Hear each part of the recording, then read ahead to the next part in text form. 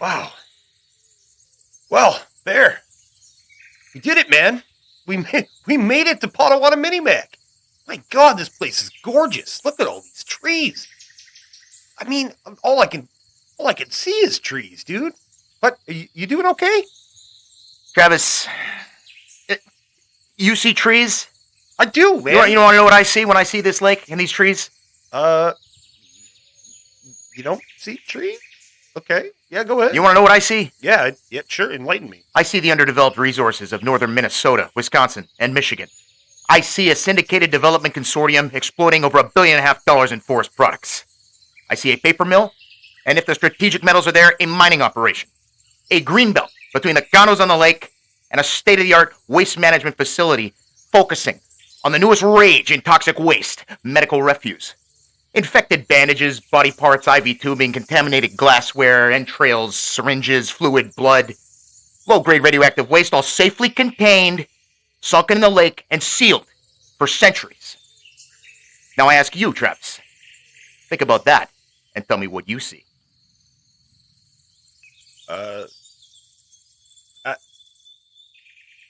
I just see trees, dude.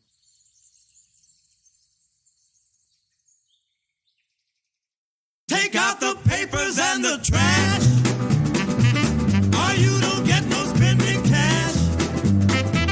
If you don't scrub that kitchen floor, you ain't gonna rock and roll no more. Yakety yak. Well, that's right, tapeheads.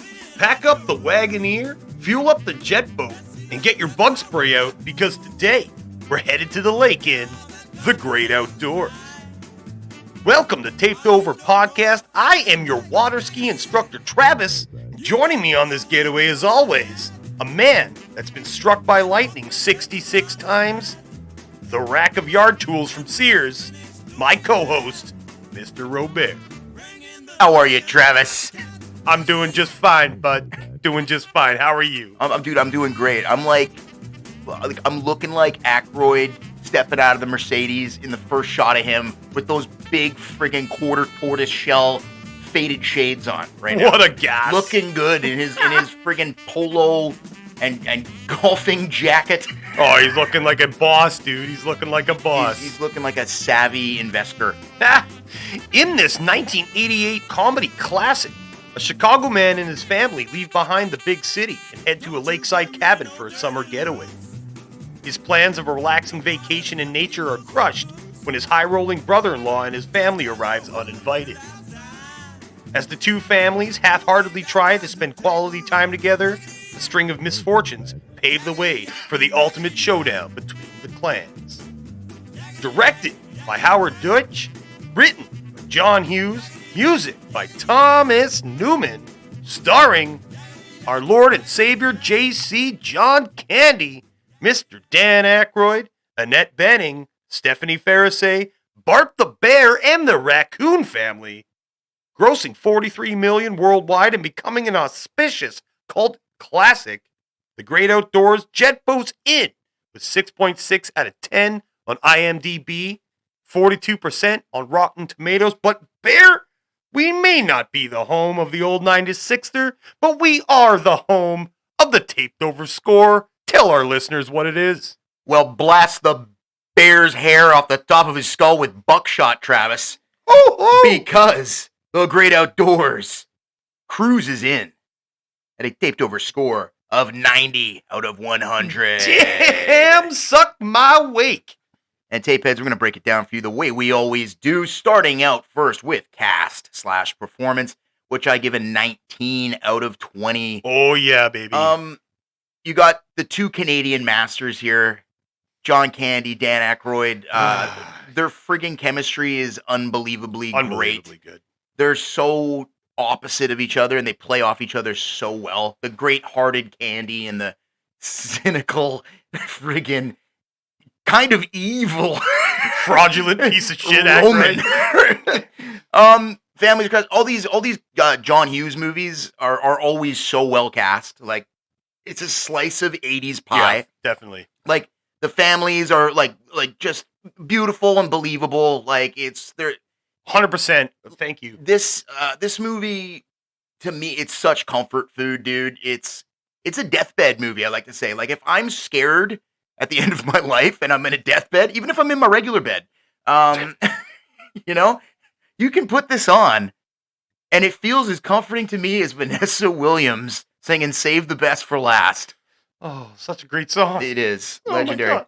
All right, next we're going to do look, cinematography, 18 out of 20. Ooh, It's got a great, just that natural 80s look. 100%, yeah. It definitely has that 80s. Like, you feel like you really kind of can see what it would have really felt like to be at friggin' a woods cabin retreat. Yeah, man. Potawatomi Mini-Mac. Totally, dude. The smokiness of the, like, night scenes, some of the friggin' zoom-ins and dramatic stuff that happens is friggin' hilarious with, like, the chef.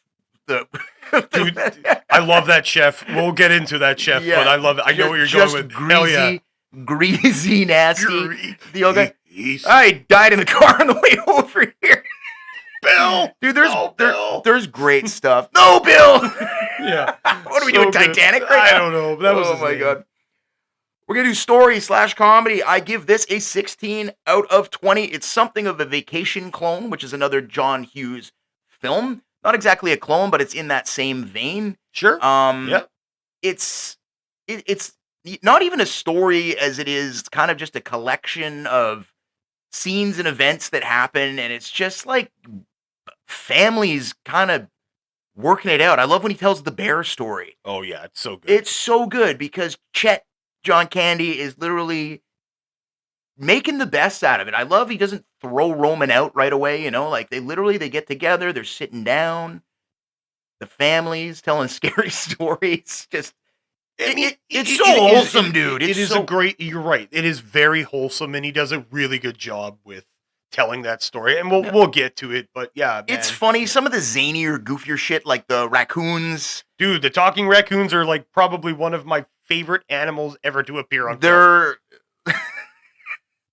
They're pretty great, dude. It's just like, fuck you, Lassie. Chad, we were talking about Chance, Sassy and Shadow. I cannot tell you how many times I have seen this movie. This movie was a staple on like the CBC, like growing up. Like, yeah, dude. It was on TV constantly. The Great Outdoors. You could like just, I don't know. Is there a movie on TV? It's like, hey, The Great Outdoors. You look through your TV guide. The Great Outdoors is on like twice a week when we were kids. It's so good. Yeah, it brings me back. This and Summer Rental just absolutely. Summer Rental was another great one. Yep. Yes, and Uncle Buck, of course.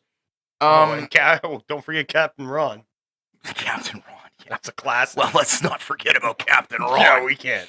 Okay, moving on to music. I give a 7 out of 10. It's got a very perfectly serviceable 80s soundtrack. It's got some, you know, some early 60s rock and roll kicking in there, late 50s rock and roll stuff. At the end, they have the big Land of a Thousand Dances. There man. You go. Yeah. So it's I love that song. Music works. The music really works just fine. It does in this movie. And it's not going to knock your opening like sequence of music is so well done. It is. It's just it's so Hughesy, dude. Yeah. Unbelievable. You know, it's not going to knock your socks off, but it really, really works in this film. Real rewatchability. 10 out of 10. I've seen it 1,000 times. It's just if it's on, I will watch it. Like I don't have regular TV anymore. But I can imagine that if I did, and I was to stumble upon this movie, I would just watch it. I would. Yeah, I totally agree with that. If I ever see it, like flipping through, well, I don't flip through channels, but flipping through anything in Great Outdoors, you know, unfortunately, I had to rent it, you know, for a rewatch for this podcast. But you know what? It's pay the $5, rent it. Or pay the $7 and or go to Walmart and friggin' buy it in a 2-pack with Uncle Buck for $5. For $5. I got them both. You can get the Candy's Hughes collection for $6. I got it in the bin at Walmart for $5 like last month. I found it. What? Yeah. Hell yeah. Great Outdoors, Uncle Buck. I'm like, yep. I'll pay $5. That's a no-brainer. I'll pay $5 for that. Yes. Yeah. I'll buy that for $5. Finally get to nostalgia. 20 out of 20. It's the Great Outdoors, dude. Yeah. Everyone has seen this movie. Pretty much, yeah. If you haven't, talking about nostalgia, dude. Get the hell out to the outdoors, dude. If you're a kid who grew up in the '90s, you've seen this movie a whole bunch. It makes me feel like a kid just turning it on to the point where I'm like, I've probably fallen asleep watching this movie about 1,000 times. times as well, but it's just because, yeah, just let it roll, man. Just let it roll. Yeah, just keep it Yeah. going, dude. Anyway, so total taped over score 90 out of 100. 100% I agree with Yeah, I think that's a fair, very fair taped over score. It's just there's nothing wrong with this movie, dude. Well, I mean, there's a few things wrong that I'll get to. We're gonna get in. We're gonna get into But I that. 100% agree. It being 10 points shy of a perfect movie, because this movie is so, like you said, nostalgia written everywhere for me. Oh my god, I've got Travis. so much to say. I'm gonna slide a pool cube in your crotch later, okay? If you keep talking like that. Move it up and down a few times. Oh, let's just. What, do you work at A&W? God, he's so cute. That's okay. Actually, ironically, that you should say that, She's because the that best. is one of the biggest critiques that I have about this movie. About the bib? Oh, About the kid? Lucy Deakins. Yeah, you're in love. I had a humongous crush on her Me for too. years and years and years, and I'll get into that a little bit more. But 90, man, I love that. I love that score. I mean, it is totally fitting of the great outdoors. This movie has got, you're right, a little bit of everything for everyone, but you've got the amazing, wholesome heart of John Candy, and you have his counterpart, Dan Aykroyd, just playing probably my third favorite appearance of Dan Aykroyd. However, I think this is probably his best acting as Really? Dan Aykroyd, yeah. Yeah. Well, I feel Apart like from his stuff later in life. out of like, and stuff. everybody in this film, Dan Aykroyd's character of Roman goes through the biggest arc. He does. I massively. Definitely agree. He has to. Oh man, we're gonna get into that. Oh, Like, 100%. I think he comes full circle, man. I think this story is as much as it's John Candy and whatnot, and my God, we're going to talk about JC, but I really think that this movie is Dan Aykroyd's movie. Like, if you didn't have Aykroyd, really, yeah.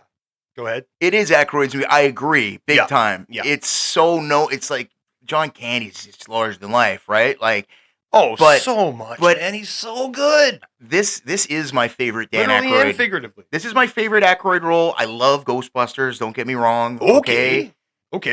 But I truly, truly love Dan Aykroyd in this movie. Dude, I like I said, it's top 3 Aykroyd for me. What's your number one? Number two?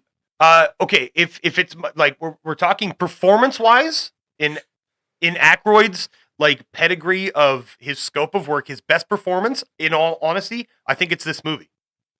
His second best performance, obviously Blues Brothers, in my opinion. He's calm, he's quiet, he's exactly Elway. So it's perfect. He's, like 175 IQ, like he normally is in all these movies, right?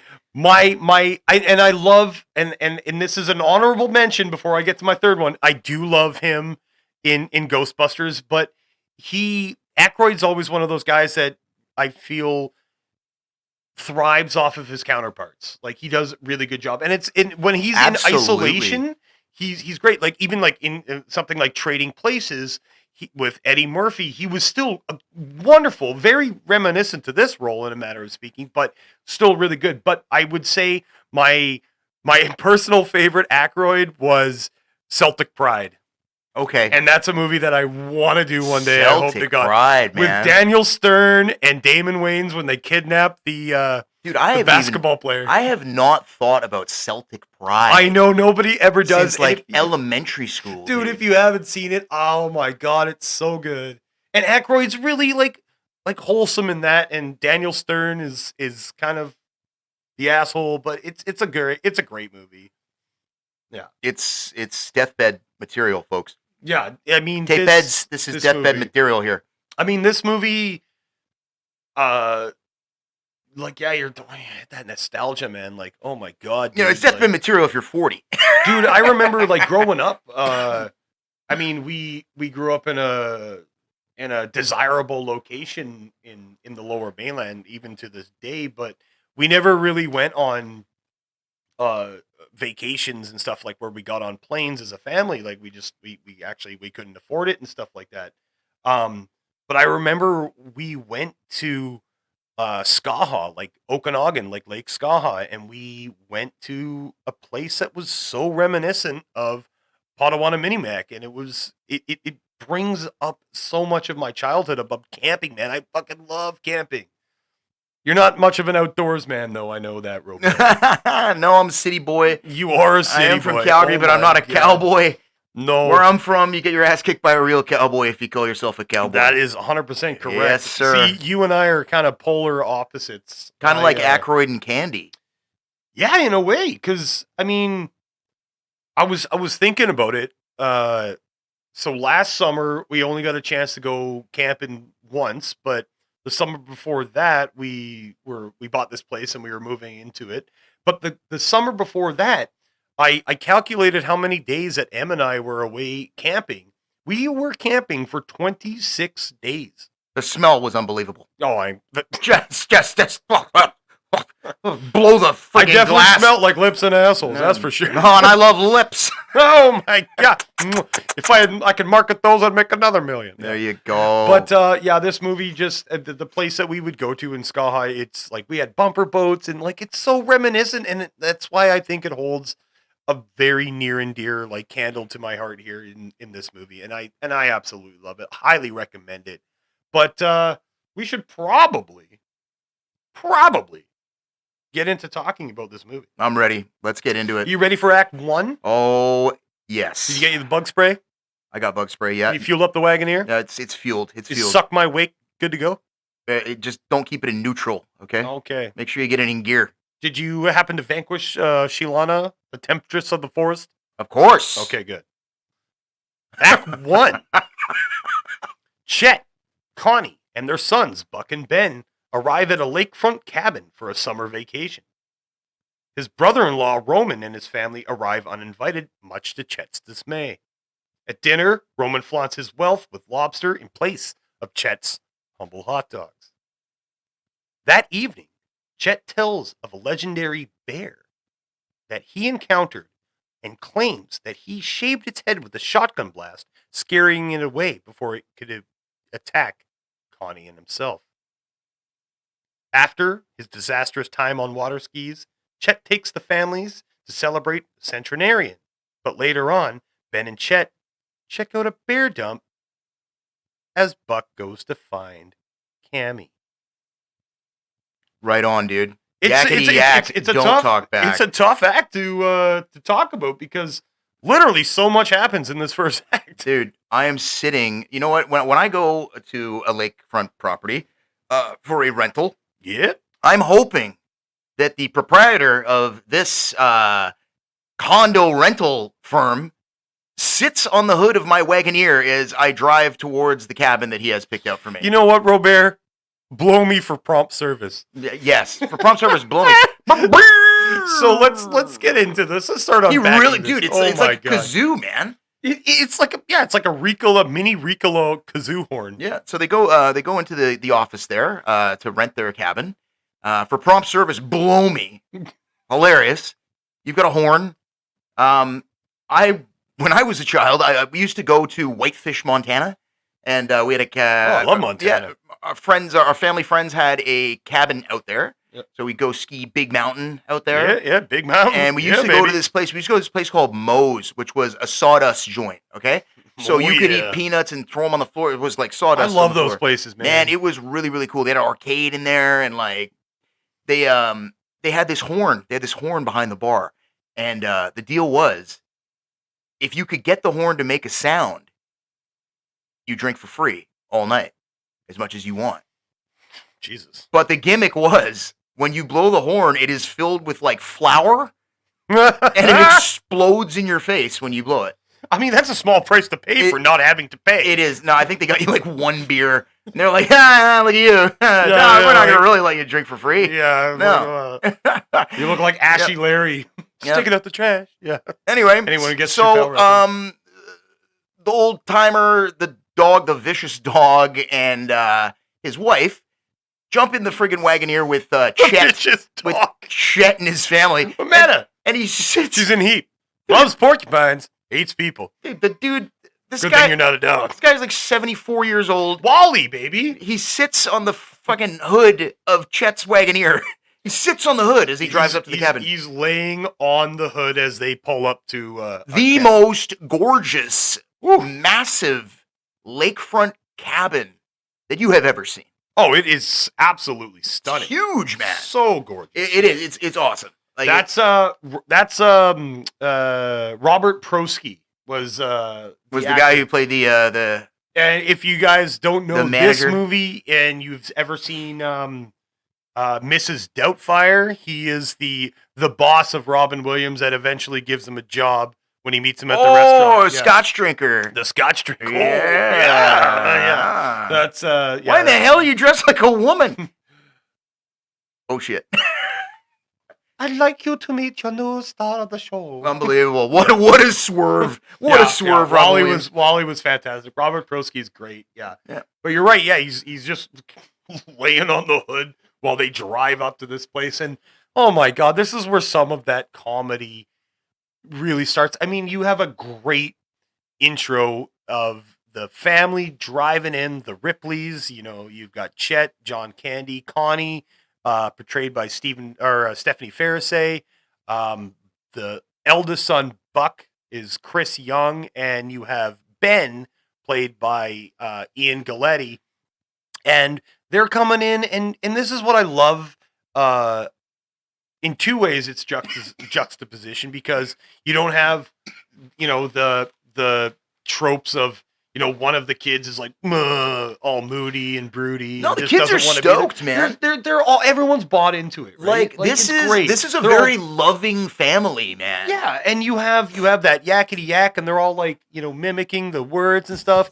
And then you get the classic intercut with his Mercedes coming through with the friggin' vanity plates on vanity plates, Roman tinted one, windows, and, Illinois, land of Lincoln, Roman. Yeah, and one. it's just like you see this car coming, you're like, what the hell? But they arrive at the cabin, like Robert was saying, and they roll up with Wally just laying on the hood of their Wagoneer. And I love Wally and his wife, Wameta, and they're like, yeah, well, we sunk about $300 into this renovation. $300. That's not including what we spent on the Lysol, because we had a fishing company or a fishing group in here the night before. Oh yeah, I I'm like, found oh my that was God. stinking up the shower. Yeah, and then And there's a fish. There was a fish in the shower. yeah, but Candy is just like, oh, that's great. And he's like, $300, what the fuck?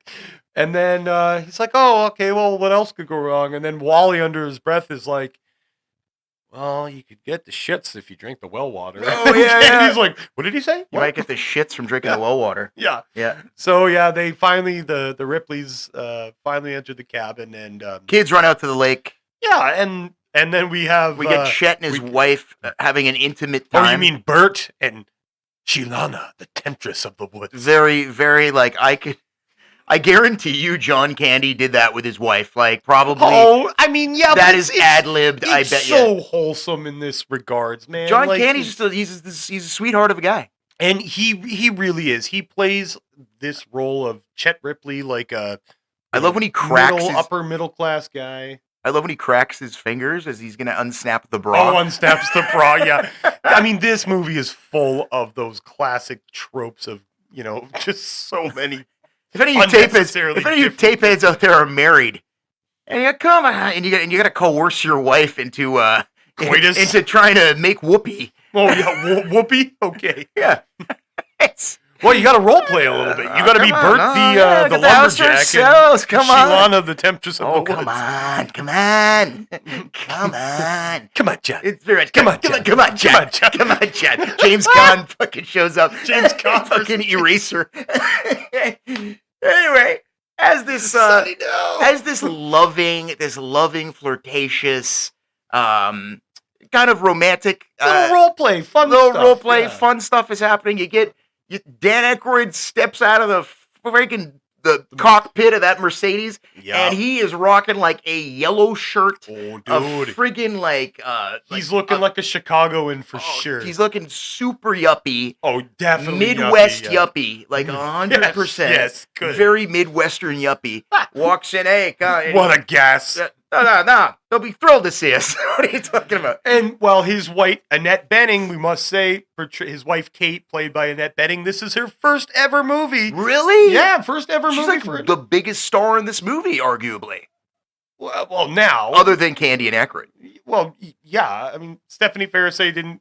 She went on to. She was the mom in like Hocus Pocus and shit. Yeah, but Annette Bening. I know it's Bugsy. Annette Bening. Yeah, right. Yeah, it's Annette Bening. Yeah. She was Catwoman, but then she they shattered her pelvis. Then they had. It was Rebecca and oh my god. Give me a second. Oh, what? The freakish twins? Yeah, yes. Their little you sense the presence of an Hillary alien and life form? Rebecca Gordon were the twins that played Mara and Kara, which is 7-year-old redheaded like, devils. Off-putting and hilarious. Picture the kids from The Shining with red hair. Yes, like Little Orphan Annie as twins. And oh my god. Deadpan expressions on their face throughout the bulk of the film. Yeah, so they arrive, you're right. And Candy, Chet, and Connie, Stephanie Faraday are having this little role play kind of nice little moment for them. And Roman walks in with the VHS video camera. Oh my god. The shoulder handy cam. Oh yeah, and he's recording this. Oh, but dude, and for a long time. Dude, the look on Aykroyd's face with his mouth open as he's holding the camera. I was like, yeah. Oh, what are you doing, Chet? Yeah, he's like, oh, but he's like, his wife and his kids are right beside him. Oh yeah, no, he thinks it's great. Yeah, he does. Roman's family, the Craigs, trusts and believes and puts all their faith in their patriarch, Roman Craig. Craig. So needless to say, Chet's a little perturbed by... Turn it off, Roman! by the uninvited, unexpected arrival of his brother-in-law, Roman Craig, portrayed by none other than Ghostbuster man Dan Aykroyd himself. And this is where we start to... Chet's visions of a idyllic vacation in nature are thwarted. They're thwarted by the arrival of pretentious piece of shit. Of this yuppie kind of douchebag, Roman. Yes. And you get a really cool scene. It's fine though. They're family. They're family. And you know what? I love the pop in. I would have done the same thing. I would have loved. Maybe I wouldn't have. My wife, Annette Bening, was like, "This is unfair, Roman." And Roman's like, we're going to do it anyway. My wife would never allow me to do that. Of course not. But if I were more like Roman, I would just be like, I can give you shit. I mean, your name's close showing enough. Up. Let's go. They love us. You're a mixture between the animals in this movie and the main antagonist's name, I guess. What, Bart the Bear? Well, yes. I mean, the bear is actually, yes, portrayed by the amazing Bart the Bear, but... The incomparable Bart the Bear. Bart the You Bear. may remember him from such films as The Edge. I was just about to and say The Legends of the Fall. And Homeward Bound, The Incredible Journey. And Homeward Bound 2, The Journey Home. Do you know that Bart the Bear's son is now the new Hollywood Bear? Like, that is, like, just as in demand as Bart the Bear is? Oh, well, Bart the Bear sadly passed away. He did, but man, how many films? After 37 films. Was it 37 films with Bart the Bear? And he had some like other ones. But anyways, let's get back to this. So, we're sitting out on the veranda, just overlooking the lake in this beautiful cabin. And Roman's lighting up a Captain Black.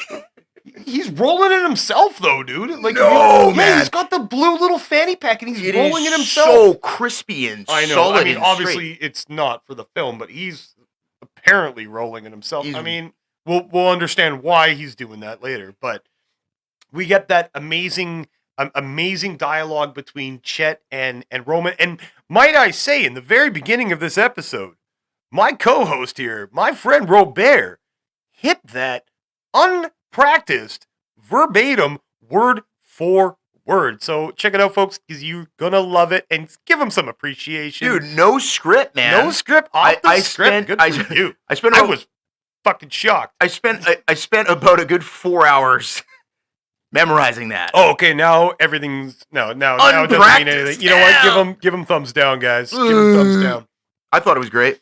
So they're talking about kind of you get a really good juxtaposition between the ideology of Roman being this investment banker and pure capitalist, seeing all this stuff, and you get Chet, like, you know, the humble guy that, you know, he came here for a vacation with his family. He came here to bond with his sons. His father and him came to this lake when he was about their age, and him and Connie honeymooned at this lake. But, you know, it's a great scene, and this is some of Candy's greatest bits in this moment, where, you know, after Aykroyd has kind of said his piece about the underdeveloped real estate in the area, and Chet's like, I just see the beautiful nature. Aykroyd wants to literally seal medical refuse, radioactive waste in the bottom of the and sink it in the lake and seal it. Yeah, and he's like, well, nobody ever pegged you for a visionary there, Chet. And then he's like, yeah, no, you just kind of he kind of lays it down here, and this is a great little segue from Aykroyd and Candy, because Aykroyd's like, oh yeah, you know, I wish there was kind of like, yeah, not all of us can live the life of the Chet Ripleys of the world and just kind of like walk the lone man's path and just kind of enjoy what he has. The other are, you know, the industrialists and the capitalists on the other side, whatever, they might just drop dead on that. And this is where you get amazing Candy, where he's just like, imagine that a bunch of people that, you know, you absolutely hate just kind of drop dead, and like, oh, wouldn't that be something? And he's totally referring to the fact that Aykroyd is here, and he's just like, fuck this guy. Yeah, it's like friggin' Clark Griswold and Eddie. Yes, it's like, yes, can I refill your eggnog? Drive you out to the middle of nowhere, leave you for dead? Yeah. No, I'm just fine. I'm doing just fine, Clark. But see, that's the difference between Chet Ripley and Clark Griswold. Chet Ripley is a smart man who has this, you know, he's like middle upper class, kind of very reminiscent of Clark Griswold from the Vacation series, but Chet is like, he's actually really down to earth, and he wants to do this. He wants to have that old fashioned kind of family bond, but he doesn't have the perennial bad luck that Clark Griswold has. Unfortunately, he just happens to be in a shitty situation because a fun old fashioned family. Yeah, Christmas. Whereas Clark Griswold has just got the worst luck known to man. I mean, he brings a lot of it on himself, but still, like, it's a great scene. And then we get the notorious, you know what hot dogs are made out of? Lips and assholes. Oh! So we have Roman flaunting his wealth in front of Chet, because Chet's like, I'm going to fire up the barbecue, start some hot dogs. I mean, dude, I go camping all the time, and you know what? It's a tradition. Our first night, we always make hot dogs. Oh, yes. And, on sticks? You do on coat hangers? Well, I've got, like, weenie roasting. We all have proper weenie roasting material. I mean, in a pinch, I can whittle a stick, you know. Dude, I don't untwist a coat hanger, all right? I've got proper wiener roasters. No, I've got wiener roasters that are coat hangers that are already twisted. Oh, but just cut. So handmade. Artisan coat hanger roasties. Well, I mean, they were artisan prices. I didn't make them myself, but just don't folks, tape heads, don't use the coat hangers that have the paint on them. Oh, God, no. I mean, make sure it's or the do raw. it, or don't. Just figure it out. Rusty, whatever. It's a little paint's not gonna hurt you. So yeah, Roman's flaunting his wealth with. He's like, no, nobody in like immediately establishing this like dominance, quote unquote, over Chet. He's like, nobody while they're sharing my cabin is gonna eat hot dogs. We're having lobster, and they're $28 a pop. So okay, so you know what? After rewatching this, I did the math with today's inflation of American prices. $28 per lobster tail works out to be $76 Canadian. Man, how many ounces are those lobster tails? I don't. You know, he's just good 8 ounces. Some good 8 ounces. He could have bought that. I mean, knowing what we know about Dude, Roman. knowing what we know about seafood here, where we live. Well, I was going to say. And I'm a former seafood restaurant employee, Travis. Fair enough. The bigger lobster tails have tougher meat. The smaller tails are better, folks. Well, if you are listening in a country, perhaps a landlocked nation somewhere, and maybe... Yeah, like Langley. Enjoy. Yes. Langley's close enough to the ocean. But, dude, smaller tails, baby. Go for the smaller tail. I 100% 6 is a little small. 8 is perfect. 8 is the right amount. 16 is way too big. 12 is too big. 12, yeah, 8 is Go for an 8-ounce lobster tail. But, dude, the thing about that is knowing what we know about Roman, having watched this, and for people who haven't, maybe spoilers, but I'm not actually, you know what? Forget no spoilers. He could just be saying they're $28 a pop. He could have bought that from a garage station or like a fucking gas station, like 4 minutes down the road. Where did he keep them in the trunk? Where was he keeping them? Nah, man. They've been living well beyond their means. So after Roman's flamboyant display of lobster tails, we get a nice little spooky cabin story from Chet, and oh my God, Robert, he starts talking about a local legend. Why don't you take us through that? The bald-headed bear! the bald-headed killer bear. Of what county? Clare County. Of Clare County. Clare County. Clare County. Oh, I talk to my uncle every now and then. You know. Okay, in my opinion, this is my favorite John Candy monologue. However, there are so many good ones. This is my second favorite Planes, Trains, and Automobiles. I like me. My wife likes me. Okay, like that makes you cry like every time. It's so good. I was going to throw that into this episode, but I probably won't because I don't want to. No. Oh my God. No. You know what my favorite is Cool Runnings. I had to win. I've been winning my whole life. That was another phenomenal. That's actually my favorite, but I really... Just John Candy. Chet's doing a great job as a dad here. Dude, though. I love how... John Candy. Okay, so yeah. He starts walking around the room, it's the end of the night. The lights off. So it's the end of the night. We're winding down here. We're all sitting around the fireplace at the cabin. We've had dinner. We're having a little aperitif. Yeah. The adults the kids are starting to doze off a little bit. Playing Monopoly.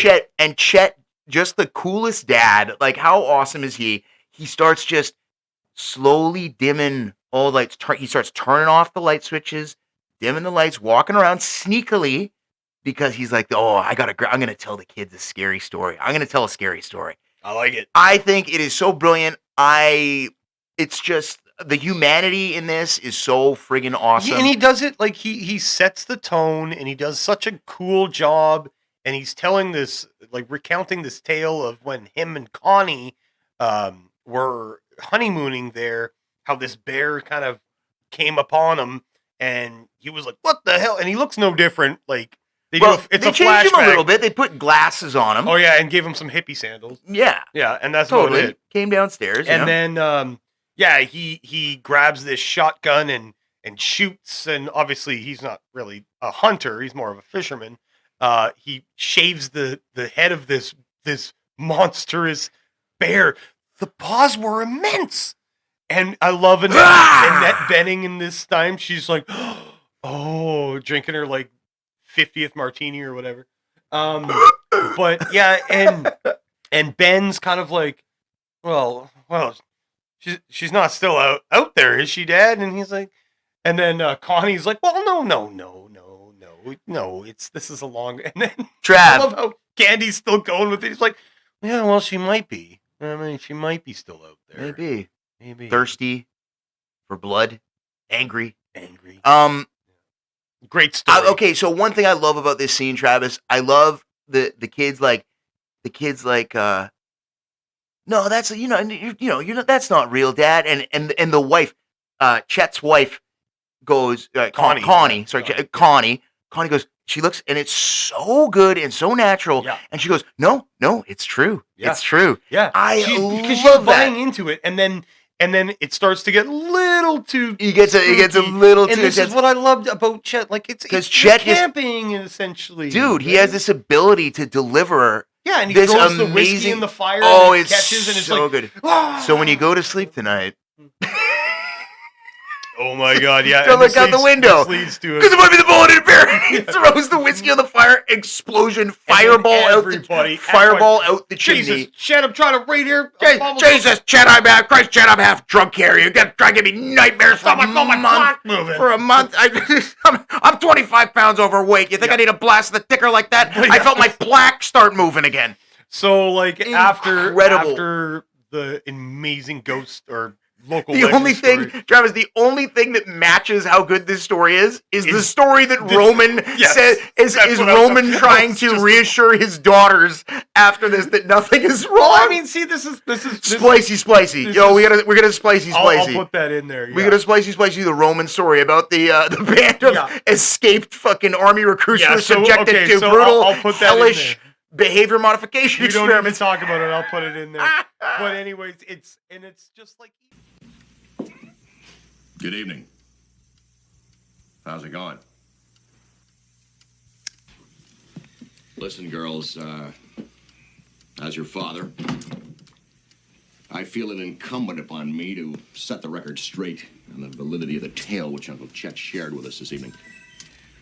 I know that a terrifying story like that coming from the mouth of a recognized authority figure could be traumatizing for kids like yourselves. I know that because I had a similar experience with my Uncle Roy and a story he used to tell about a family that went into the woods and was attacked by a band of escaped Army psychiatric patients who'd been subjected to violent, hellish, torturous behavior modification experiments.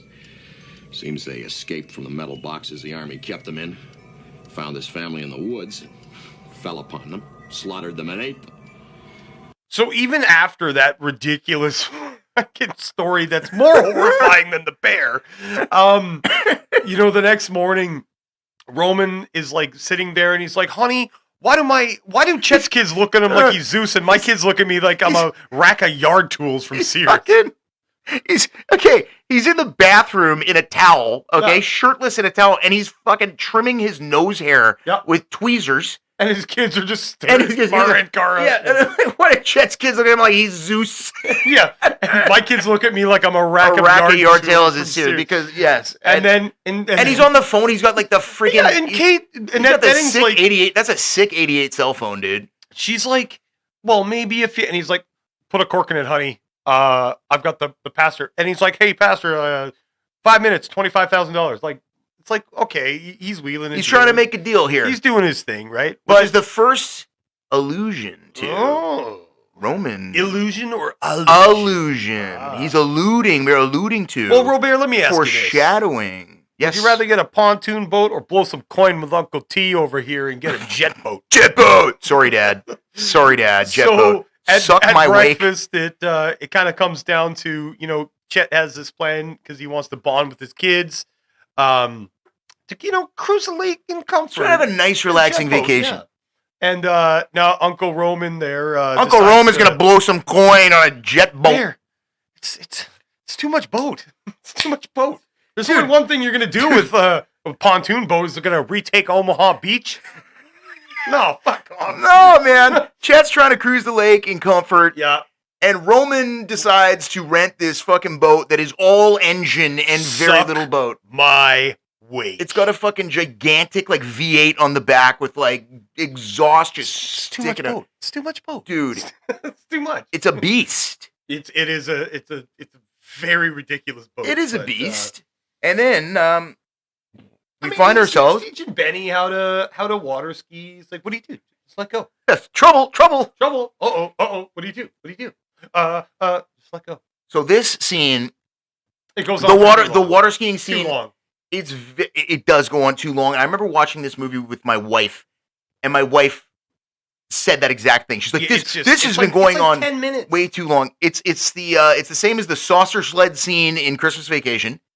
Yes. Okay. Yeah, that was like 3 minutes. That was like 8 minutes. That was like 1.5 minutes. That saucer sled scene.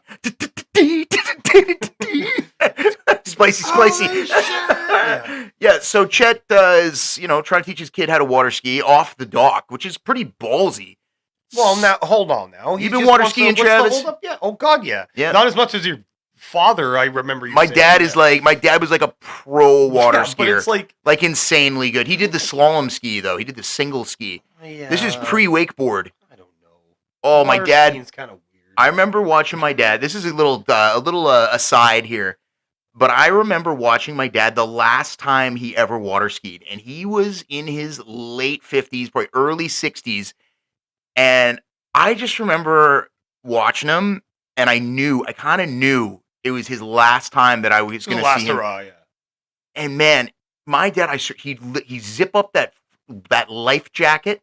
Oh yeah. And just cut on that slalom ski, which is just like you put your foot into one kind of binding in the front, and then you slip your back one just into a little. It's just got a little like fucking like where you just slide your back foot in. Yeah, exactly. And and I just remember his like old man like freaking like skating on a snowboard. No, I just remember his old man pecs and biceps just burst. Like he just looked like, I was so proud of my dad. He looked badass. He looked like Tom Selleck. He looked like Tom Selleck in his later years. Well, I wish I could say the same, because during the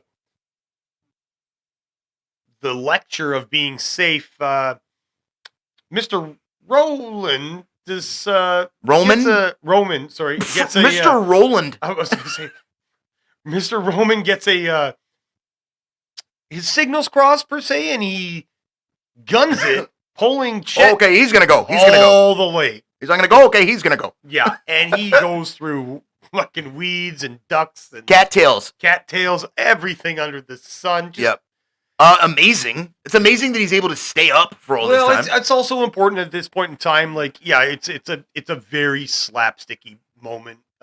It's very slapsticky. It's like the Saucer Sled in Christmas Vacation. Very, very much. And it is. It's like a song playing like that, and it goes on for far too long. Just a bit too long. But you know, while all of this is happening, Buck, Chris Young, the kid, Buck, he's like, you know what, Dad, and this is what I like about this movie, different from Vacation and so on and so forth, is that, you know, Buck's like, you know what, I'm kind of a teenager, like I'm a little bit older, I'm like, what, 16, 17? Like, can I go into town and check out the town? He just wants to go in and check things out, like he wants to go and see what. And I love Chet's reaction, because he's such a great dad, and he's like, okay, I get it, but be back for dinner, because you and I are gonna spend some time together, and that's the main reason that they're here, right?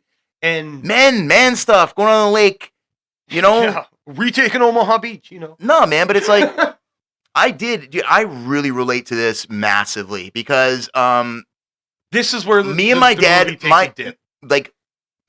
were not super close when I was a kid, but we would go on fishing trips, just me and him. Yeah. And I remember how important those were to him. And yeah, sure. And getting on the lake and that's it. And I really, really love those moments. And the son understands how bad that John Candy wants to do that. Yeah, and he's not an asshole about it. But my dad is very John Candy-esque that as well with me. He's like, okay, yeah, I know, but just I've been there. Yep. Man, it's just like show up. It's so. And kudos to the character of Buck, because he's like, I totally. No, he's a well brought up young man, and he wants to go and do this. Chet's a good guy. Chet's an amazing father, and he's like, I totally understand, and but Buck wants to he's at that age, right? Yeah. With everybody who wants to go and have that.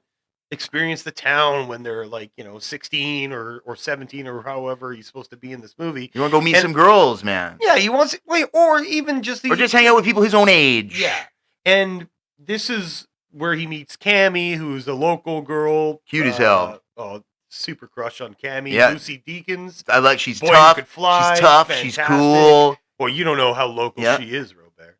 You don't know how local I am. But yeah, so they can't be falling in love with the townie, bro. Well, if you can find me, maybe we can hang out. So he runs into this cute girl at the A&W fucking drive-in or whatever, and they kind of headed off. And meanwhile, Chet's in the background getting whipped through cattails and thrown at docks and all sorts of And jazz. he does like a salute as he like salutes Omaha Beach. As he Yep, falls in. yeah. I mean, he didn't get the pontoon to salute it, so No. he's gonna salute it before he makes landfall. Yeah, so the kid, he meets a nice girl, Yeah, and then cool they girl. But she gives him shit because she's tough and she's yeah, hot. she's a local, she's a townie. She's like, Yeah. well, if you can find me, maybe we can talk or whatever. Totally. And then Do we cut to the scene? Are we gonna go to the scene where Chet and his boy are in the boat together? I mean that's coming up, but That's coming up. We'll get there. Next is they decide to go out and celebrate the birthday of the oldest man in Canada, 109 years old. You know he's the oldest living man in Canada? Well, he's had the courage to live on this planet for 109 years, that Robert. Centenarian? What do you say? Centenarian. Centenarian? Centenarian. Like centenarian. I know it's a octogenarian if It's you're... 100-year-old Or person, it's... essentially. Yeah, like an Person who's up octogenarian is a 80-year-old. Mhm. A centenarian. Centenarian. Yeah. Centenarian. It's like Rose from If I brought Titanic. If I brought my cat to the centenarian, could it clip its nails? No, that would probably be not. Okay, all right. It might be able to with technology from 1906 I mean, you're gonna need. or from 2125. Cats have been getting their nails clipped for years, Travis. All right, I think this 100-year-old man could clip my cat's fucking nails. But the problem is, Robert, He's clipped hundreds. he can't do that because he, in fact, is He's deceased. fucking dead. So Chet, the family, Hey, why don't you give hey girls, why don't you give him a kiss on the cheek? while he's sitting there looking really, really normal at this point, he's like, So the families go out to dinner to celebrate the 109-year-old Canadian. There's a lot of, where are they in this movie? They But are it's supposed to be they're in Wisconsin. northern Minnesota. No, Wisconsin. No, northern Minnesota, Wisconsin, and Michigan. Yeah, but Okay. not Canada. But anyway, No, they're in the northern Midwest. Yeah, sure. Yes, Okay, they are. yeah, They're right yeah. at the Canadian border there. What a mini Mac, baby. You could What a argue mini-Mac. that the friggin' Wisconsin and Minnesota accent is more Canadian than a Canadian accent. Definitely. 100%. Okay. Yeah. Everybody. You who's start like, talking okay, like this, hey, no, hey. I don't know what you're talking about. No, drive the car to the bar. Take the car to the bar. Hey, I had fucking 6 beer. If I can drive the car to the bar. What's that about? Oh my god. Here Oh we my go. god, dude. All right, Terry. All you tape heads in other countries, all right? We reside on Canada's west coast, and we do speak a little differently than the Ontarians. What? One thing I have And the to say. Newfies, So dude. during this whole scene, we're forgetting about a humongous. Steak? No, not that. We're forgetting about one of the most important characters of this entire movie. Uh-huh. The raccoons, baby. I got it. Don't worry. Yeah. So I love it in this movie. The raccoons are these family of raccoons that continuously mess. They're wisecracking. They mess with the Ripley's Dude. cabin, and they're ripping up things. They're talking about. They're even saying, you know what, hot dogs are made up, lips and assholes. They're ripping over. Dude, they're cracking wise like the critters in the movie Critters. Yeah, dude. They're like, what do you think? I mean, these garbage cans are all full and they're sealed up. It's like, why do you think God gave us these sharp claws, dumbass? To rip open garbage cans. But anyways, we get to the little lodge here, and we find out that the 109-year-old centenarian has actually died on the way to. He died in the car on the way here. And that doesn't bode well for everybody. So. They kiss, and the girls kiss the dead guy. Give him a give him a What kiss. kind of old man? What kind of old man doesn't like couple little girls kissing on him? Come died on. the way here. Died. He's dead. A dead one. What kind of man doesn't like it? A dead one. Yeah. So right at the end of the first act here is Chet and Ben, because Buck's off chasing Cammy, but Chasing tail. Chasing's babe. Chet and Chasing the babe of the he goes film. and finds her at a pool hall, and they kind of strike. I up thought a he found her at the conversation. carnival. If he meets her in the pool hall, sticks he- the cue up her he- legs. No, he met her at the A&W.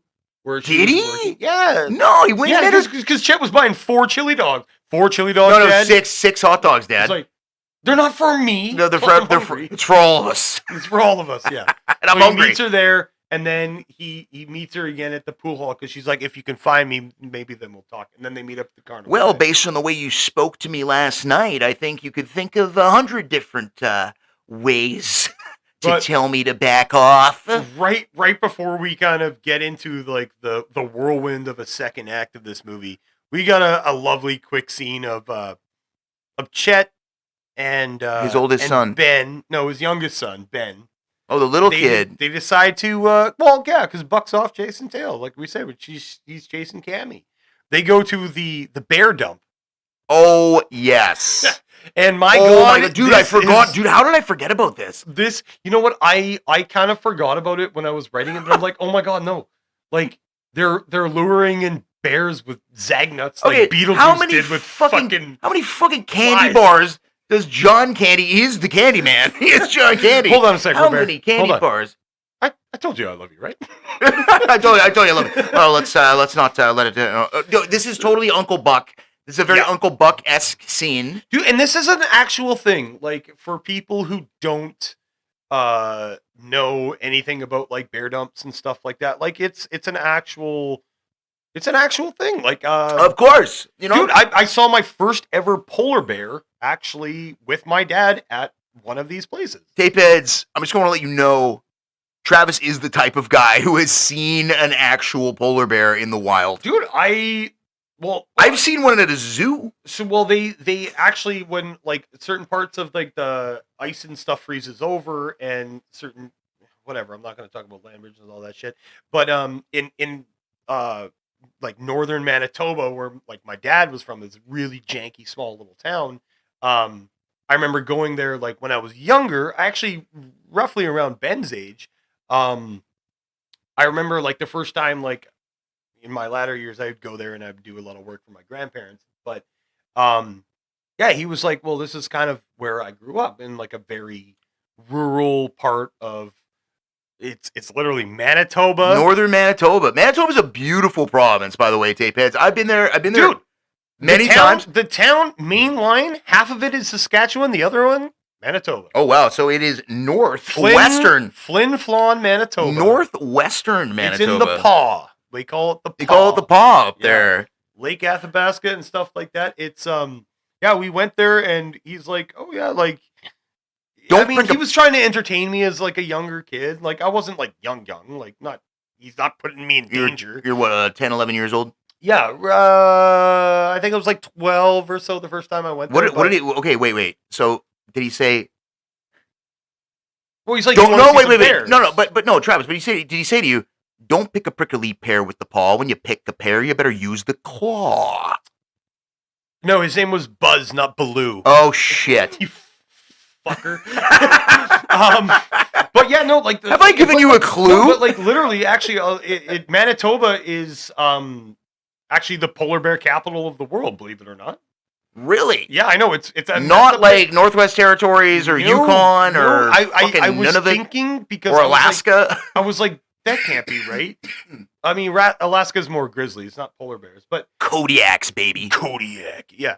But no, apparently Manitoba is like the polar capital of or polar bear capital of the world. That's crazy, man. I was like, because I was like, that can't be right. No, and because I just checked it up before. I'm like, Northern Manitoba. There's like not water in Northern Manitoba, like not ocean. There's no ocean up there. So they went to this bear dump, and I was like, oh, that's kind of. I mean, it sounds whack. Grizzlies, but polar bear. I got to see incredible bears, like very close. You saw the largest bear species in the entire fucking world up close. Well, yeah. I mean, I'm pretty sure grizzlies are. No, dude, the polar bear. They're the largest. Okay, well, polar bears are the largest. But I saw them, and it was gorgeous. Like I got to see them, like, and you think about it, like it sounds weird because it's kind of like it's like a landfill per se, but like people go there to see the bears. And so then Travis's dad was like, "Hey, check this out. We're gonna see these bears up close." Yeah, and he started pulling out a fucking Zagnut. A crispy crunch. Yeah. If we're in Canada here. No, it's a Zagnut. Oh, yeah, it's a Zagnut. This is Zagnut he pulled out. Beetlejuice was like, hey, over here. Give me a Zagnut. Hey, over here. Nice fucking bottle. Yeah. Yes, totally. Yeah. So he starts pulling out full candy bars like my parents on Halloween. They wanted more kids on Halloween, so they're like, you know what? We're gonna be the household that has full size chocolate bars, not the little fun size. What's fun about a fun size? I feel so sorry for the. I'm not going to say your last name. It's going to cost you a fortune in fudge. That's my Augustus Gloop. It's going to cost you a fortune in fudge. We understand your concerns, Travis. After all, we are from the land of chocolate. Oh, the land of chocolate. Spicy. Fuck. There we go. Anyway, dude, so John Candy trying to show his youngest son, like, you know, some fun. He's like, check this out here. We're gonna see these bears. Do not feed the bears. It says quite. When the sign says "Do not feed the bears," you better not feed the bears. Good. Okay, so he starts throwing chocolate bars. Cars there. His car is the only one. I love what he says too. So it's like the freaking bear. The bear climbs up on the hood of the car. Hey. On the windshield, and he starts eating the chocolate bar, and he goes, and John Candy's trying to reassure his son. He's like, he's not finished yet. That's it. That's not it. No, when he finishes, he'll leave. Yeah. When he finishes, and then it starts going at the window, and he's like, and then starts clawing at the window, trying to eat them. John Candy's looking quite delicious to that bear. Let me tell you. And there's fucking like, and then boom, one is on the roof. The roof starts to cave in. And I don't know, dude. They must have had to stay there like overnight. Yeah, and then he turns to Benny and he's like, "Oh, they drive. I told you I loved you, right? I told you I love you, right? Yeah, Dad. Yeah, you did. Yeah, and they're like, well, I'm getting pretty tired." And I love the people in the other cars looking at him, and they're like, "Oh, it's only his car." There's like 12 other. There's like 12 other cars there, but they're looking at him like with these friggin' their faces aghast. Yeah. Looking at John Candy sitting in this car. Why are you feeding these bears? My God. That's it, man. I love that. If you give a bear a cookie, he's going to want a glass of milk. And that brings us to Act 2. So Act 2. After a day of activities, Chet is challenged to eat a 96-ounce steak by Roman. When a bat enters the cabin, tensions escalate, causing Roman and his family to leave. Before they depart, Roman reveals that he overheard a conversation describing how Chet thinks that he is a crooked businessman. Roman states that he came to the cabin to offer Chet a $25,000 investment opportunity, but feeling guilty, Chet writes Roman a check, and the Craigs leave. Roman, returning after also feeling guilty, he confesses that he is bankrupt and was planning to take the money to help himself recover financially.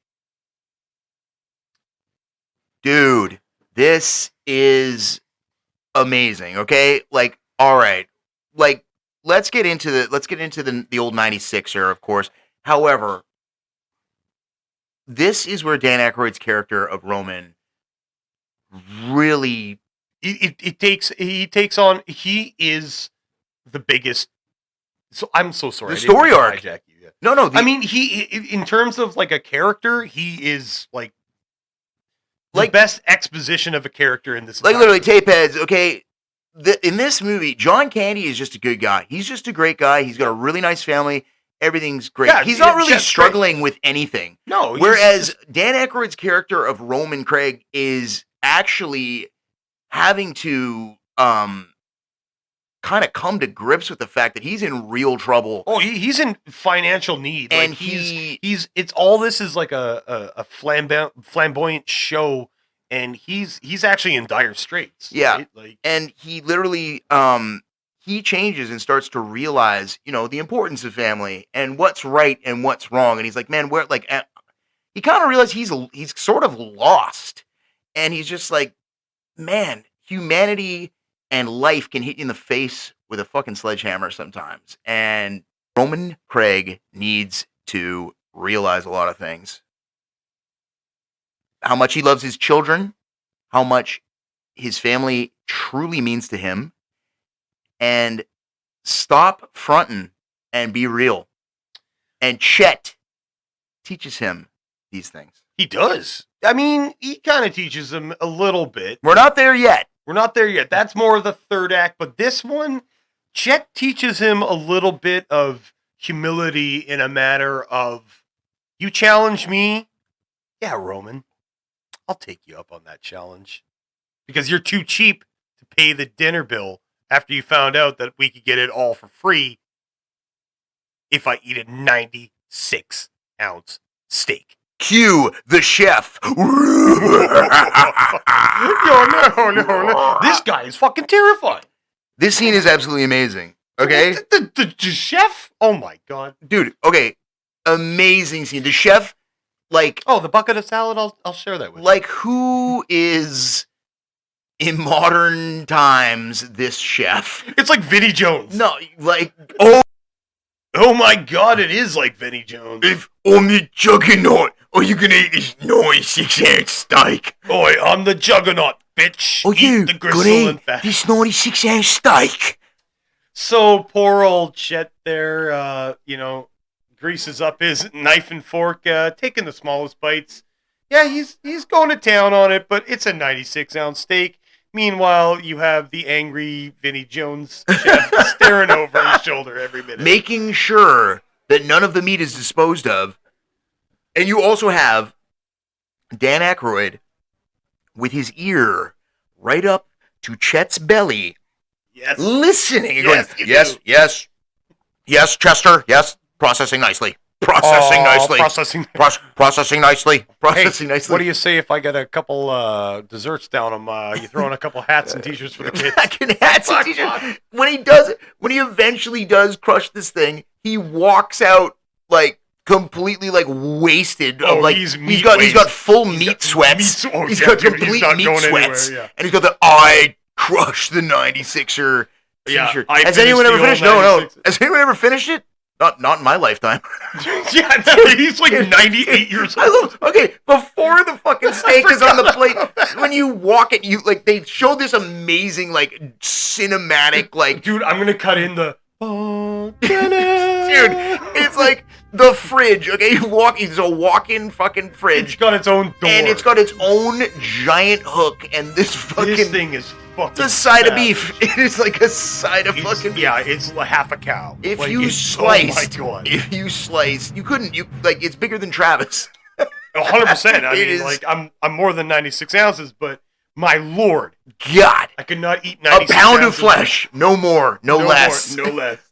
What would a man do if he had to cut flesh from his body? A pound of. How about the love handle? I'd start with the legs. So that having had to wait for his father, Buck misses his date, quote unquote, with Cammy, With the babe. with the babe On this Lucy- unfortunate Lucy side Deakins. quest. On his yes, I used to be an adventurer like you until I took an arrow to the knee. Dude, what game is that from? Skyrim. Oh baby. my god, that's Skyrim. I love Skyrim, dude. Oh, it's good. But you know what? Later that night, tensions get pretty hectic because a bat flies in to the cabin, and Roland and Chet have to go in all decked out, Dude, okay. dressed with it. Shades, with it. shades of Black Sheep. Yes, Like once I again. feel like Black Sheep, like was inspired by this bat Oh, fight. 100%. Like I said in our previous recording that got deleted. I love they go in. Okay, so they go in. There's a bat in the cabin. The family, okay, the wives and the kids are standing outside, and Chet and Roman, the men. I love Roman's like Roman goes in, and he freaking and he walks when he's like Chet, it just touched you, and he's like Roman's like wow. Wow. He goes, whoa. Like, whoa. He's just not having it. It's None of just these- like, fuck off. Okay, both of these North Chicago, and- yeah. but yeah, North fucking Lake Drive, fucking A Chicago bat's residents. really gonna okay. Whoa. It's fantastic. It is It like, is very Black Sheep. it is yeah. iconic. And I love that scene. in Dude, that okay, movie. but the armor that they decide to put on, okay? So they raid the fucking mob the helmet. sports like not even the sports closet, the shed. They raid the shed and decide to just run in. They must have just run in. Oh yeah, grabbed they're wicker. They wearing grabbed, like it's very a fucking laundry hamper for a helmet. Like dude. a fucking The broom. mods that they made on these helmets, Dude, next level. Trav, if there's a bat in this room right now. Dude, I play a lot of Final Fantasy, man. That's like level 99 shit. Dude, okay, so you know those your standard 90s plastic wastebasket? Oh, dude, 100%. Okay, if you could cut eyeballs, like eye holes out of that.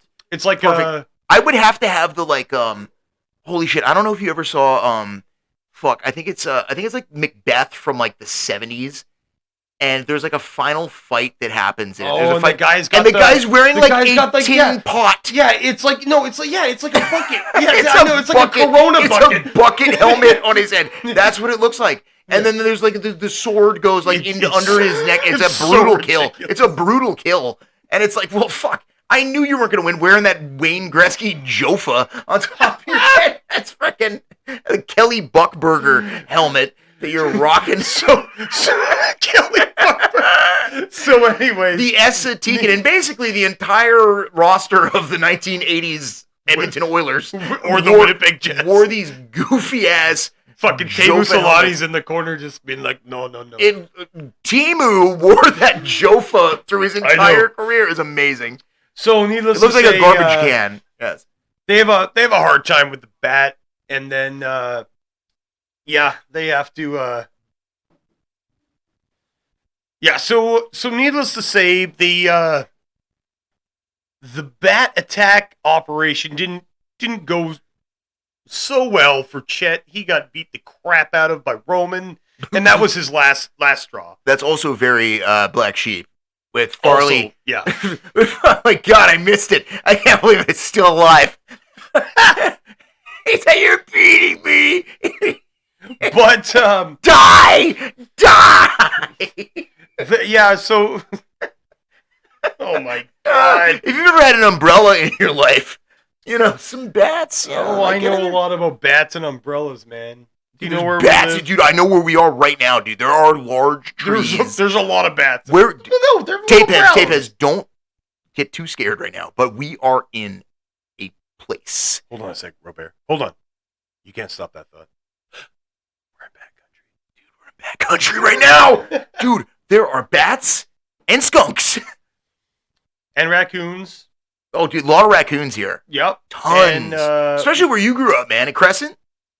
Dude, the amount of raccoons, I couldn't believe it. Can't believe it. And they're huge. And deer. They're big boys. Wow. And seal. The seals, they flop onto land and start attacking you. You know what? As much as I love it, otters, fucking assholes. Dude, you know what? Long ago, seals lived on the land. And they're now trying to get back. And they're vicious. Don't get it twisted, Travis. If a seal ever got the chance, it would kill you and everybody you ever cared about. Yeah. It would devise this breathing apparatus. Hour 45. No problem. So after the bat fiasco, the tensions have risen, and Roman's all like, God, Chet, I'm leaving, and I'm taking my family. But before I go, you know what? I came up here for a reason. I came up here to give you an opportunity for $25,000. You could set your life in a different path. You know what? But your kids can be set for life. Yeah, I remember you talking to our father-in-law, and I heard you at the urinal when I was introducing thick dick to urinal cake. You said that Roman Craig is one crooked son of a bitch, and Chet is just like beside himself. Was that the wedding though? It was the wedding. Yeah. So the wedding between Roman and Annette Benning. Yeah, and Kate. Yeah. And he says, next time you're gonna talk shit, make sure to look under the stalls for feet. Yes, exactly. He does say that. And dude, John Candy's reaction to Roman. It's so John Candy. He's such honor, like just the honorable man. He's just like Jesus. I love it. He goes, Roman. I don't remember saying that. I had a lot to drink that night, but if you said I said it, I must have, and like I feel terrible. Like I'm really sorry. So Chet decides to actually cut him a check for what? Like it's $10,000, and then he's like, you know what? When I get back to the city on Monday, I'll write you another, or I'll send you another. Yeah, I got to put a few things together. I got to move a few things around, and yeah, like 100, and whatever. Roman's like, yeah, okay, like. All things, everything being the same. We're still gonna leave. I'm gonna take my daughters and Annette Benning in the Mercedes, and we're gonna drive back to Chicago. And you know what? They do. The family leaves, and we get this amazing scene. thunderstorm. But okay, yes, the thunderstorm starts happening as Roman and his family are driving away from the cabin and driving back to Chicago. I presume Annette Bening really does very well here. She goes, you know what? Because she's completely oblivious to anything that's going on. She trusts her husband 150%. Yeah. And she goes, so nice of you to let Chet in on that opportunity, you know? And that's a lot of money for him. I can imagine that was probably like the kid's college money. Yeah. Roman definitely is. and Dan Aykroyd, like literally, we were talking about how great his acting is in this movie. It's my personal favorite Dan Aykroyd. I think this is his best role. You see him he does it so well. So as his wife is saying this to him, you see kind of like you see the remorse. He starts kind of biting his lip and closing his eyes. She's like, shut the fuck up, like stop, like I don't want to hear this. I don't want to hear this. But he's just like, I'm hearing it. I'm hearing it. Yeah. And he's just like, I can't do it. And he busts like the e-brake U-turn. Busts a U. He gets pulled over. An undercover cop in a dark green Nova. But no, he doesn't get pulled over. He just actually drives back to the campground. No, he whips the friggin', the Roman 1 Mercedes. The S500. Yes. Yeah, he returns the 1988 S500. Oh, God, that thing's sick, though. Oh, it's beautiful. It's an amazing machine. But yeah, you're right. It's an amazing machine. It's chewing away at him, and I think it was the words from Kate Annette Bening saying, like, wow, like, that's a lot of money for them. Like, that's less right. It's like, he's not like a well-to-do guy. He's just a smart guy. He's a single, successful, upper middle class guy, and he doesn't have a ton of money. He's not, he's not a savvy investor. No, but he loves the simple things in life. Himself and his family. He's done fine. His kids will be fine, and they love him. And he's got, there's more important things to him in life than money. But he's done very well for himself. Roman, having heard what his wife said, and this is just like unbelievable. Like when they get back to the cabin. A great, fuck man, this is why I think this is Dan Aykroyd's best performance. I'm living well beyond our means, is what he says. And he's just like, look, no, honey, like, honey, you need to hear this. Like, he needs to admit it to Chet. He admits to Chet and his wife. To his wife, Kate, too. He's like, I haven't worked the trading floor in 2 years. I've been trading in 2 years. I wear a jacket or whatever. Yeah, I fetch and coffee. I fetch coffee, essentially. Like, I'm not, or hand off trade slips. Or whatever he does, he totally comes clean about, and good for him. And it's a massive, it's a humongous turning point for his character. Totally, dude. And that is why we say Aykroyd is kind of the fucking main character. Yeah, he really is. It is. He really is. It's like, okay, so Star Wars, okay. Luke Skywalker, main character. No! Darth Vader is the real character. Well, it depends on what Star Wars you're talking about. He's good, and then he's evil, and then he goes back to good. So Roman kind of returns, and he's like, no, you know what, Chet? I couldn't do it. That check you wrote me, I'm bankrupt. I'm a fraud. I'm a phony. I'm going to use that money, or I was going to use that money to recover my own financial gain. And by the way, that story I told you about you and your brother in the can, I made it up. Totally made it up. And that brings us into Act 3. Act 3. During a thunderstorm, the twins go missing, and Chet and Roman find them hiding in an abandoned mine shaft. After some encouragement from Chet, Roman climbs inside to get his daughters and escapes with them outside by themselves.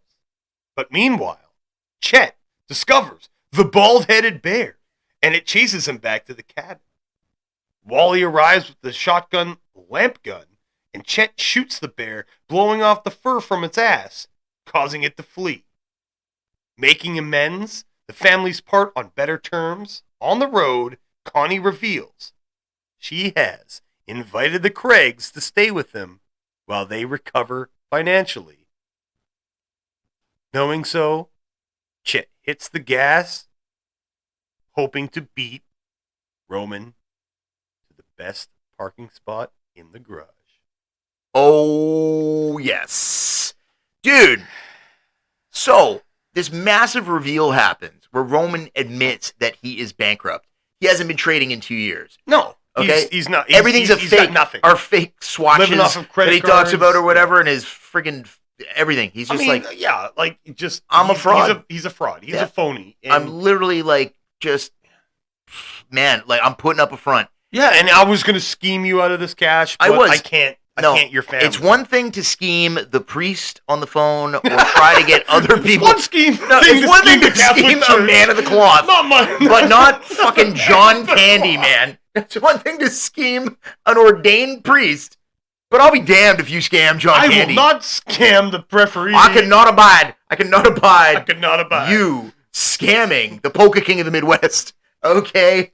Well, you know what? He did pretty good that year. He sold about 500 copies of that. Yeah. Not bad, dude. Not bad. Polka. If you don't mind riding with a bunch of polka bums. Bunch of polka bums. Hey, you gotta see your kid. Hey, it's Hey guys, Christmas stay time. tuned It's for Christmas maybe time. potentially our next episode. Yeah. Anyway, so as this big reveal happens, Roman's twin daughters run off, unbeknownst to anybody. Yeah, Mara and Kara dressed like Cute Georgie little in their little from rain dressed like Georgie from It. Yes, decide to the run little off. rubber They don't go boots. to storm cellar. They go to a fucking abandoned mine shaft. Oh yeah, no, it's an old amber mine. You know, I Old tell you, I amber don't mine. gotta tell you what the teenagers the do kids down like there. oh, I don't want to tell you about that. Oh yeah. Apparently, Dennis Farina is in this movie. I tell you what the Rest in peace, teenagers do. Dennis Farina. You know what? You Absolutely. didn't get it in memoriam, but you'll always get one from us. It taped over podcast. I'm telling you, man, the one American accent that Canadians can do is that Chicago Midwest. Oh yeah, the fucking It's right there.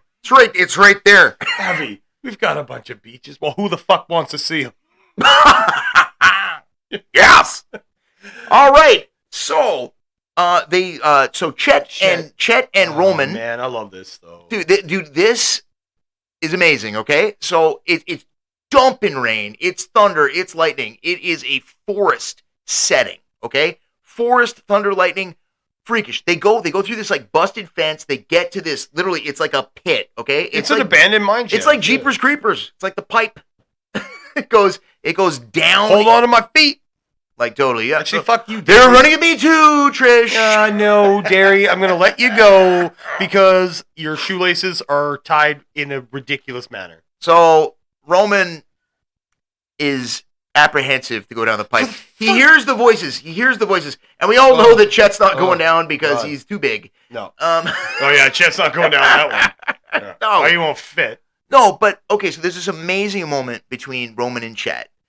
And he goes, "You got to go down there." He says to Roman, "Those are they're your children, For the Roman. first time in their lives, be a father Be to their them. father. Yeah. Be their for the first time in your life. Be their father."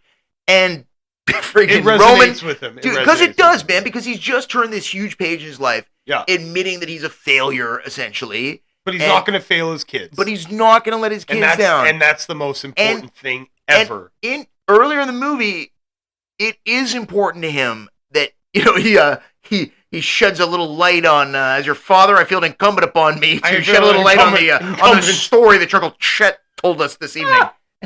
I want to know that the story that Chet told was simply a yarn spinning for our entertainment. But meanwhile, anyway, dude, guy with 66 lightning shots to the head. Oh yeah, and he's gonna get hit again. He's gonna get hit again. Oh, he's running away. But which reminds me of Caddyshack as well.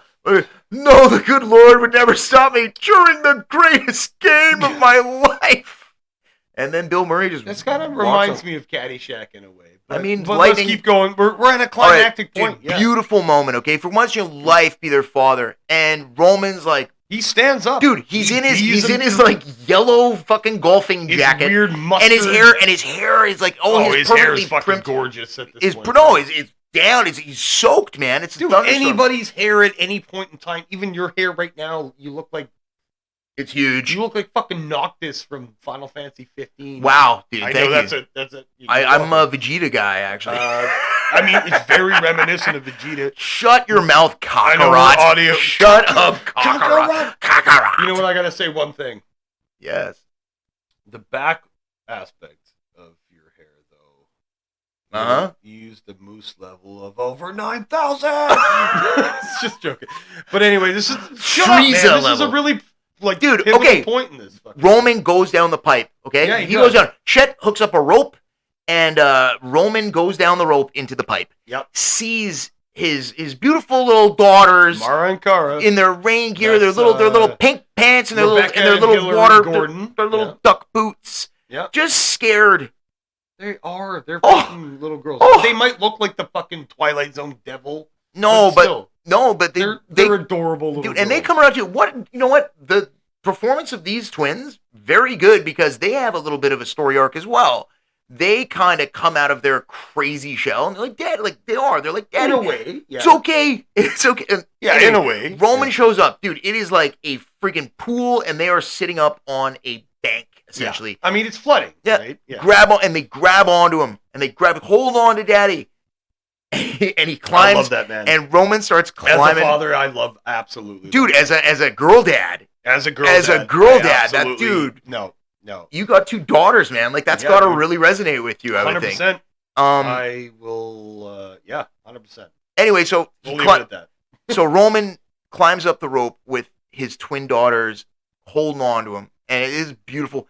And I get emotional just thinking about this part because he gets him out of the pipe, pulls him in, and it's like 1.5 seconds, and you hear Roman. He goes, "These are my babies. I love you." Yeah. Oh, and it's just like, whoa. It's the first like real statement. Yeah, that, he's got some humanity to him. Dude. He's not just this like broker douchebag. He realizes that Pardon if my he was French, to but, lose like- his daughters, it would absolutely destroy him. And Well, he can't. of He course. realizes, of course. It's like wow, like the monetary shit is like, no, this is my flesh and blood. These are my children. And you wonder why Yeah. Chet's kids look at him like he's Zeus, and Yeah, you look like a yeah, rack right. of fucking yard tools. Meanwhile, speaking of Chet, he happens to You're like, oh, bring him back to the house. yeah, he's like, bring him back he's to the kind cabin. of no. Chet's got to Well, 'cause they disengage kinda, the rope. They kind of exited the shaft in a different way, and Chet's like, "Oh, hey, you still?"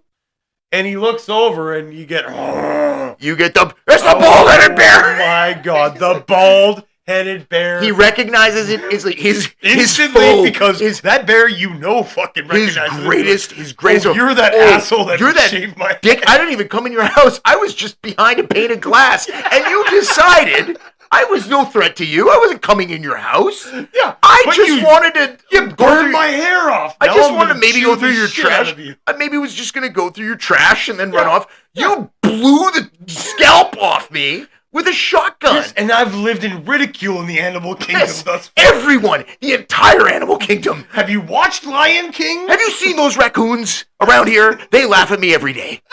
They call me the bald-headed bear. They say they have sharp claws to scratch their asses and the top of their heads, but when I do that, it hurts. They have no fear of me whatsoever. Yes. And that breaks my heart And as a bear. And this bear chases Chet back to the cabin. Travis, as a bear, I can understand.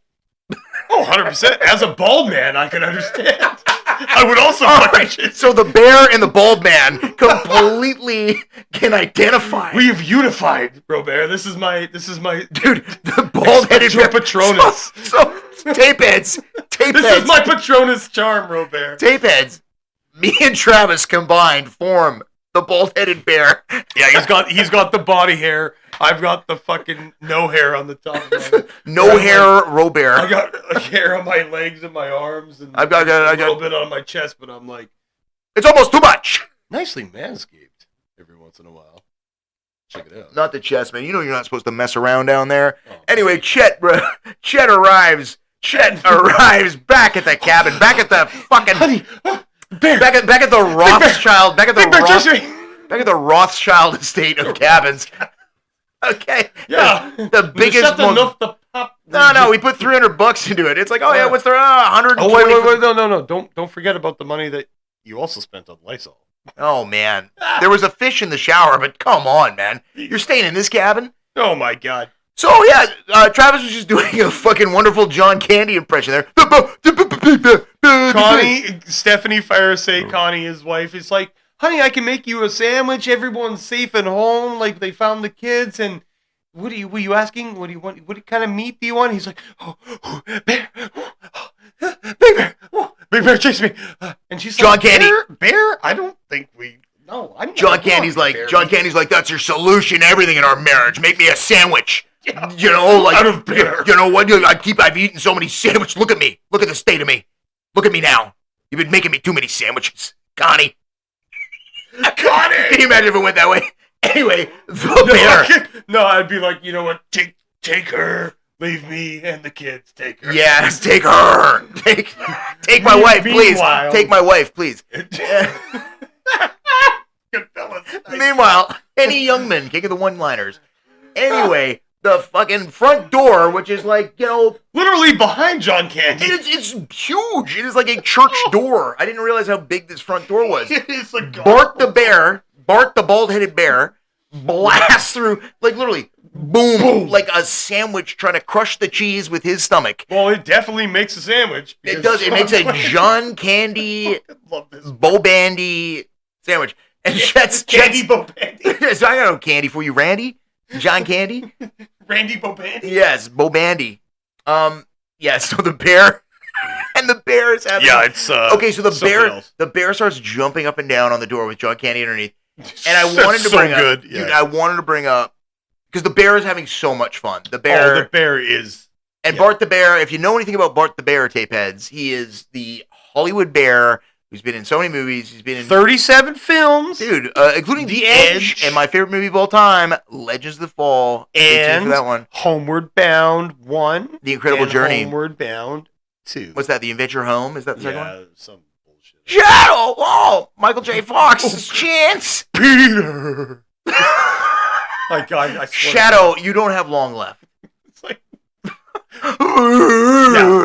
You got like it's kind of hinted in your you got like name. fucking like You're Jimmy, like a shadow you got of like your James Stewart is the voice of fucking Shadow. Oh Mary, oh Peter, hello It's like, oh, movie house, hello lawnmower. Anyway, so Bart the Bear. He's just having a field day Well, with yeah, this dude, because this fucking guy Bart the Bear, John Candy under a door. like arguably the greatest like animal actor of all time is oh, Bart I the love Bear. Bart the Bear. Man, you watch any of his Rest movies, in he's peace, amazing. Phoebe. 100%, dude. And now TTB. Bart's son is now Yeah, in Yeah, films. that's right. Yeah. But yeah, I always think about the movie Cujo, the Stephen King. Oh yeah, with the dog. Yeah. Okay, so the dog, the big Saint Bernard, the Yeah. rabid dog. that couldn't. They be actually, like- ravenous and had the wagon tail. So it's like a terrorizing. dog. Yeah, in Cujo, there's this giant dog, and it's rabid, and it's terrorizing this like wife and child who are stuck in a car. But Oh! during the production of that movie, the dog's tail was wagging like so 'cause it was aggressively having a because he great was time. It's loving like, oh, look life. at So this. they were giving him Fucking treats. treats and They're covering him in fucking- mud. He's covered in mud. He's just He's like, oh, woo! fucking great. I don't have to roll in it.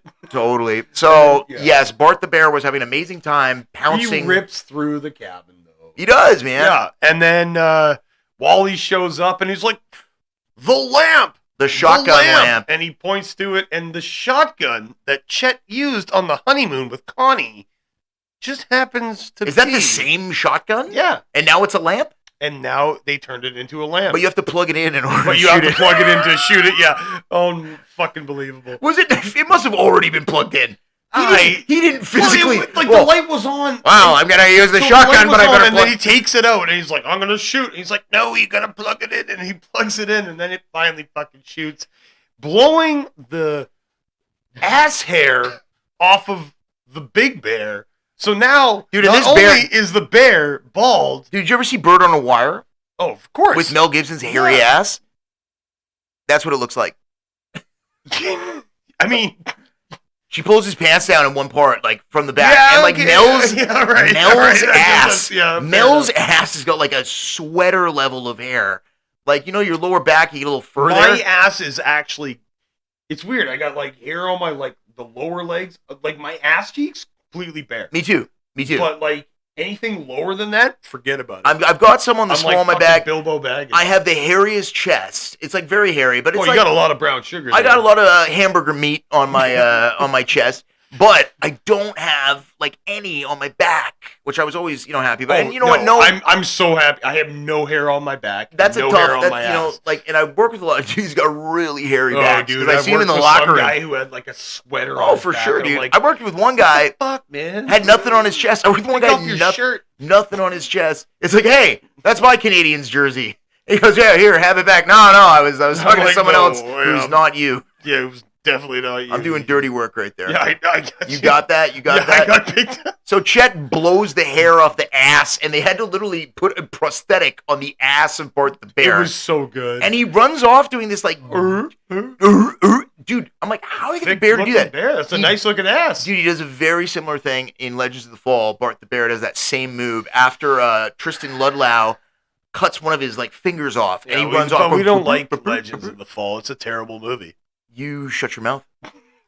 Stay tuned. You'll never get me out of Montana, brother. Tuned. That river runs through it, actually. Anyway, so blows the ass off this bear. Yep. And yeah, the day is saved, and then we start doing the mess around. It's not the mess around. It's freaking. I mean, pretty much. Like, so the two families kind of part on amicable terms, and yeah, they leave. And listen, Roman, I know you're gonna have to sell all your assets, so you're more than welcome. You and Connie, the kids, or you and Annette Benning and your kids can come live with us. Well, no, that's not deciphered just yet. Okay. Remember, because they kind of, the Craigs and the Ripleys are like, oh fuck, that was a hell of a weekend, like whatever, and they all leave, and on the road, Connie is like, oh. By the you by. know, yeah. By the by. I just happened to invite Roman, Kate, Mara, and Kara to live with us until they recover financially. And Chet's like, steps on the gas knowing that Roman's going to take the best parking spot. And we can only imagine the adventures that they will get into. Oh my that house, blended house. Oh my God! Can't wait for Great Outdoors number 2. Oh, summer rental. Summer rental, which is essentially the same. The Barnacle. Movie. Let's sail the Barnacle. Yeah, don't worry. I can use my underpants for a fucking sail. That's not how that. But anyways, tape heads. I tell you, is. Oh, sorry. Go ahead, Robert. Trap. Anyways, tape is that is like the gist of The Great Outdoors. It is one of those movies that has transcended the ages from 1988 to this year of our Lord 2025. It's almost a bit forgotten, I think. I don't think it has been forgotten. I don't think the new generation, I don't think the Gen Z kids understand The Great Outdoors. Of course they don't. They don't understand. I think it's one of those last PG-13 movies that could get I don't away think with there is saying any 13. urinal I don't cake. think the number 13 occurs. No. This is rated PG, baby. But that's what I'm saying. What would make it 13? The ass on the bear at the end? Well, no, but like things Son like of a bitch. things like Big thick dick. urinal. It's like that's R. Like nope. Do you know that PG-13 was created because of Raiders of the Lost Ark? Right, because of the blood, the melting, and the melting and the blood of the big freaking bald Nazi fighter when he goes through the freaking propeller. How dumb is that? Well, he just wanted to fight. He was so excited to fight. Come on, Indiana! Come on, Well, I got a Jones. question for you, Bear. Yeah, what's that, Travis? You ever think you're gonna get Roman Craig out of the Ponzi business? Roman? Yeah. No, you can never get him out of the Ponzi business. Okay, how about this? You ever think you're gonna get Chet out of the? Hey, I'm gonna bring my family to a random lake house. Chet? Yeah. You're never gonna get him out of, hey, I'll bring my family to a random lake house. Nice. Why is that? Because Chet's like me. He's a digger. El lindo enamorado.